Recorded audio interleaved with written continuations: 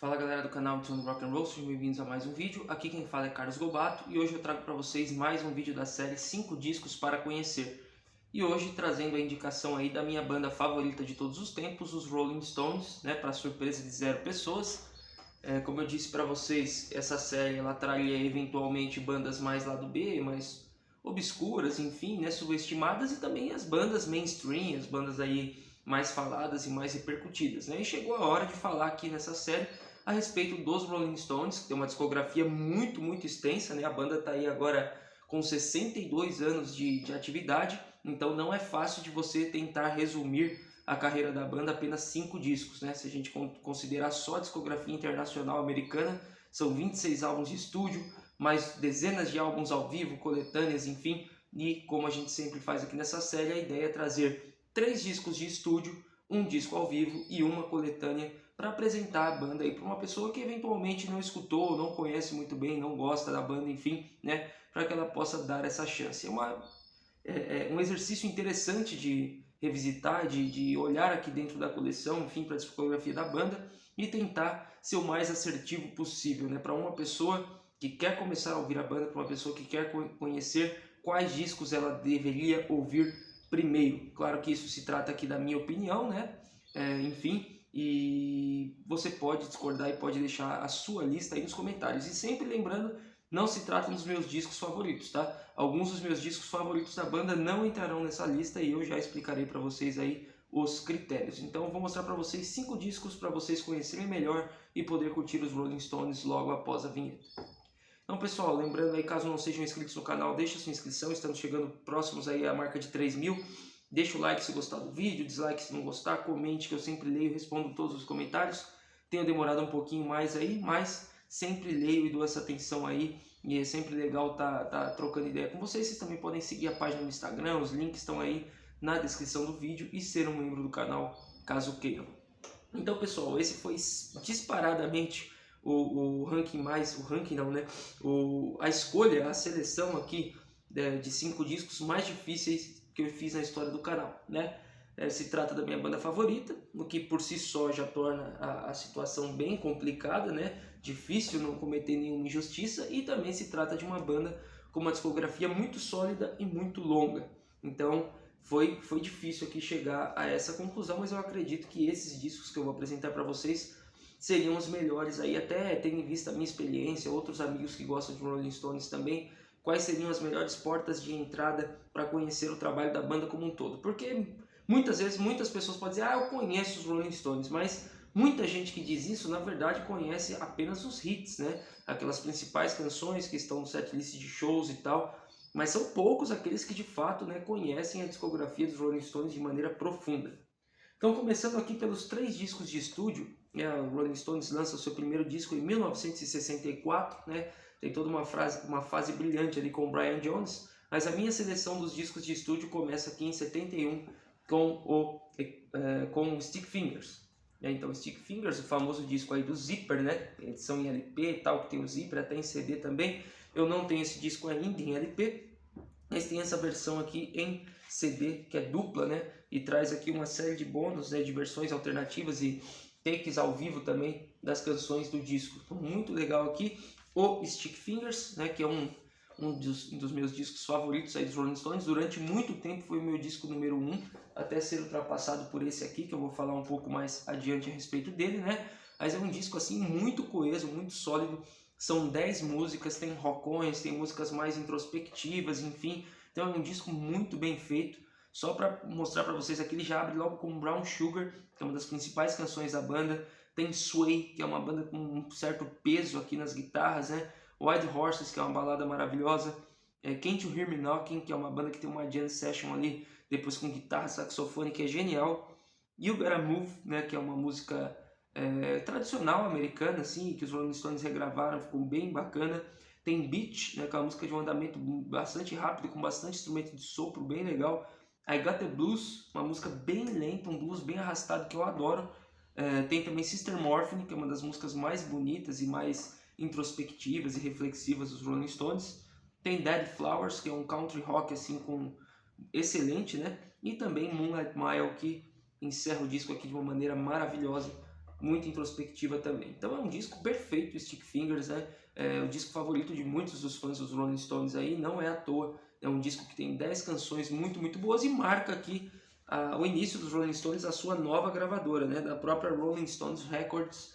É um momento aqui extremamente importante para a história da banda, pela gravadora, pelo logotipo da língua que começa a estar presente. Vocês vão reparar que até 1970 ele não aparece. Então os Rolling Stones também dão uma virada de chave aqui na questão de ter o controle sobre a sua própria obra, né? Então Stick Fingers é um álbum essencial e um álbum que é mais do que recomendado para quem quer conhecer, para quem quer curtir mais o som dos Rolling Stones. Então 1971, Stick Fingers é a minha primeira indicação para vocês. Na sequência eu pulo aqui para 1978, aqui nós já temos uma mudança de formação novamente, né? Sai o Mick Taylor das guitarras e entra o Ronnie Wood, que é quem permanece até hoje e que eu acho que, embora não tenha o virtuosismo que o Mick Taylor tem, assim, no sentido técnico da coisa, é o guitarrista que melhor casou ali em questão de estilo, de harmonia, enfim, com o Keith Richards, né? E esse disco aqui eu acho que é o que exemplifica melhor isso, né?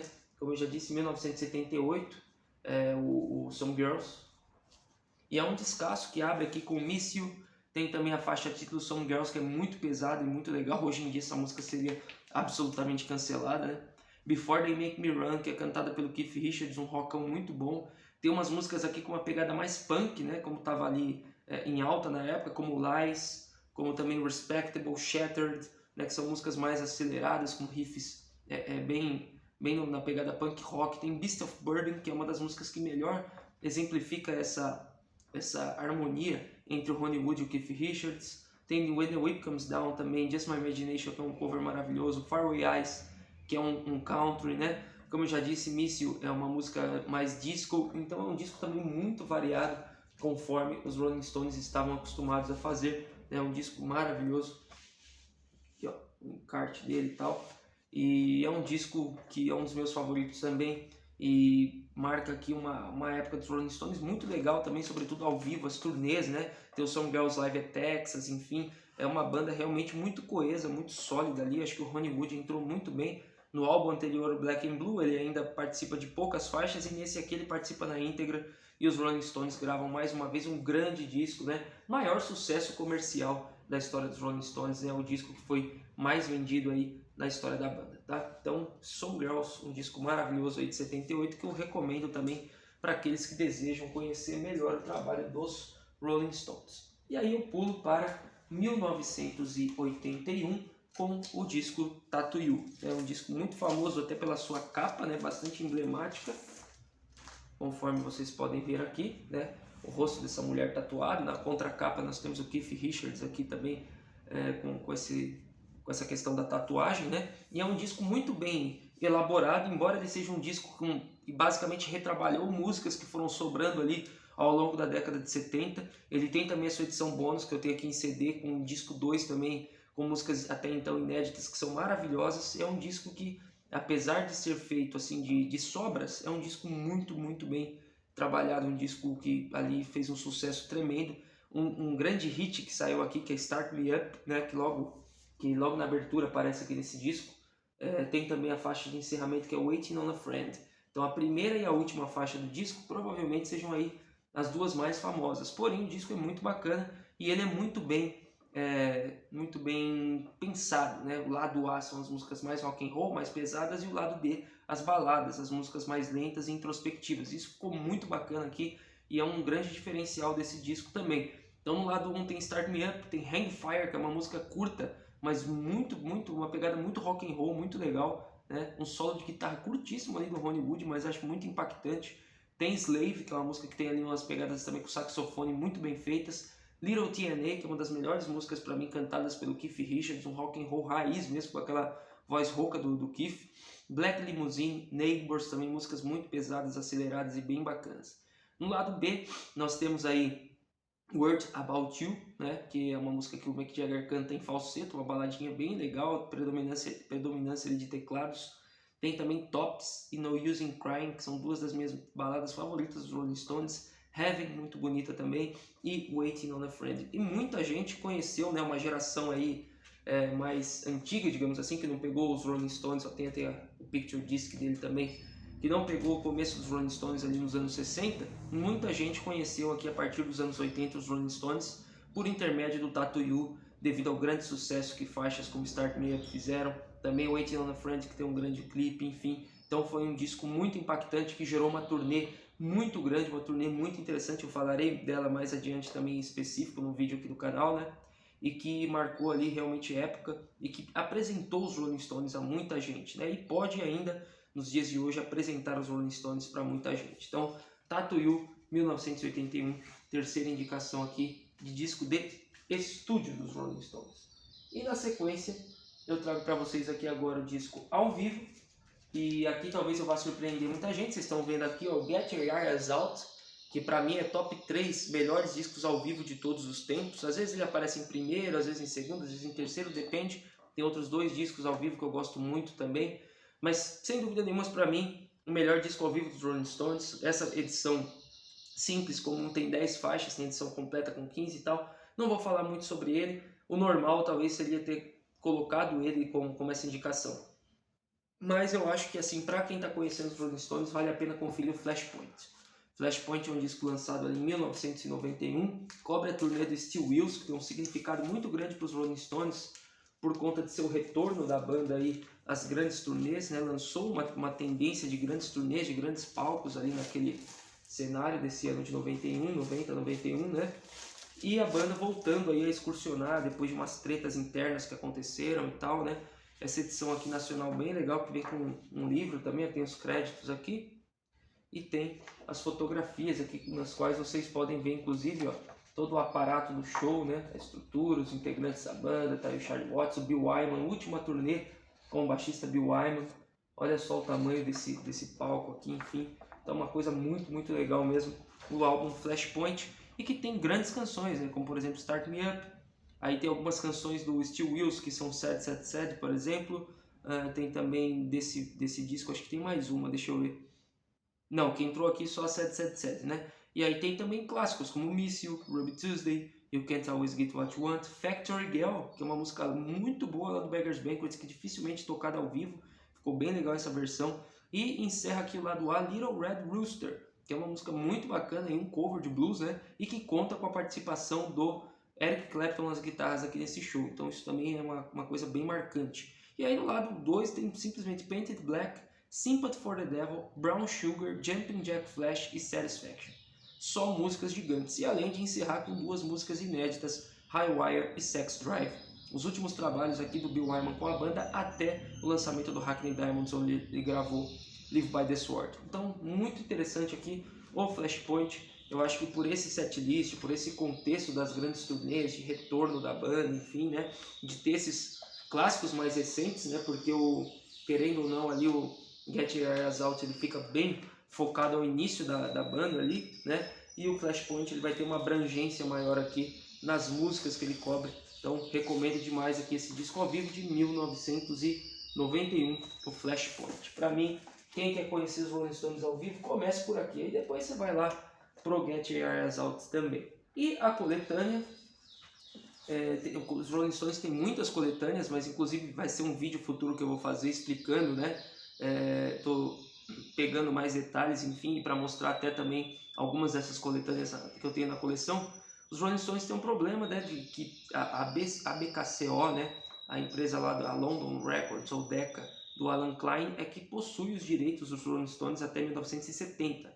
Os Rolling Stones passam a ter os seus próprios direitos a partir de 71, né? Então, para os Rolling Stones é uma coisa muito difícil, judicialmente, né, legalmente, unir esses 2 períodos. Então, normalmente lança box, lança até 71 e depois pós-71 e as coletâneas da mesma forma. Tem basicamente aí algumas poucas coletâneas que fazem essa abrangência, né? E uma delas é essa aqui comemorativa aos 50 anos. Então, como eu não trouxe nenhum disco da fase do Brian Jones, né, da fase inicial, acho que vale a pena essa GRR aqui, The Rolling Stones Girl, né, melhor dizendo, vai de 62 até 2012, inclusive trazendo 2 músicas inéditas na comemoração dos 50 anos de banda. Então é uma coletânea tripla, como vocês podem ver, né, 3 CDs, e extremamente abrangente. Pega a fase inicial até 71 e pega a fase pós-71 também, com várias canções. Basicamente tem canções aqui de todos os discos dos Rolling Stones até então, comemorando 50 anos de banda, são 50 músicas nessa coletânea. A mais completa que você pode encontrar no mercado, sem sombra de dúvidas, assim, e uma edição simples, única, né? Uma única coletânea, um CD triplo aqui. Você ainda consegue encontrar essa edição aqui em Digisleeve, não é tão barata, mas assim, para quem não pretende ter tudo, ou quem quer começar por algum item específico dos Rolling Stones, eu recomendo demais que comece por essa coletânea, pela sua abrangência, né? Sem dúvida nenhuma, a coletânea mais completa e mais abrangente que os Rolling Stones já marcaram, a coletânea Girl, de 2012.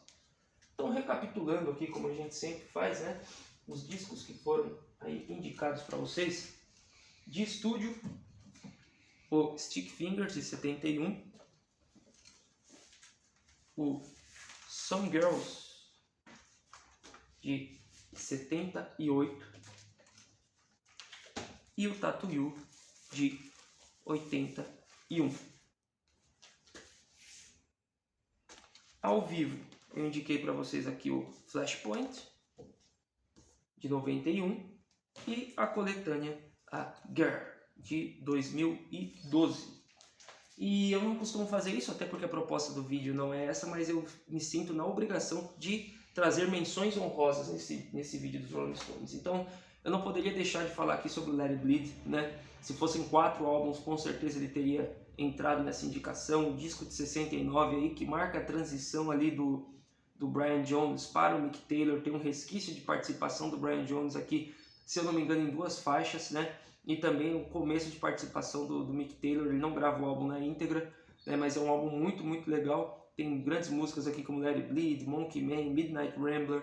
Monkey Man é uma das minhas favoritas dos Rolling Stones, né? Live With Me e principalmente Gimme Shelter, né? Então acho que é um disco assim que vale a menção também, para vocês darem uma atenção especial. E eu não poderia deixar de falar aqui do Get Your Eyes Out, né? Um dos melhores discos ao vivo de todos os tempos, lançado ali em 1970, gravado em 69, já com o Mick Taylor nas guitarras, e que tem versões definitivas aqui para mim, por exemplo, de músicas como Sympathy for the Devil, Stray Cat Blues, versões ao vivo dessas músicas que são absolutamente matadoras. Então você tem que conhecer também o Get Your Eyes Out. E o Exile Main Street, só para fazer aqui uma ressalva, né, para não dizer, mas aí você está caindo em contradição, porque esse para você é o melhor disco de todos os tempos. Eu digo e repito isso sempre que posso, né? Meu disco favorito de todos os tempos é o Exile Main Street, mas é um disco dos Rolling Stones que eu demorei a entender e demorei consideravelmente a curtir, né? Depois que eu entendi a proposta do disco e que eu me aprofundei nessa musicalidade, ele se tornou o primeiro.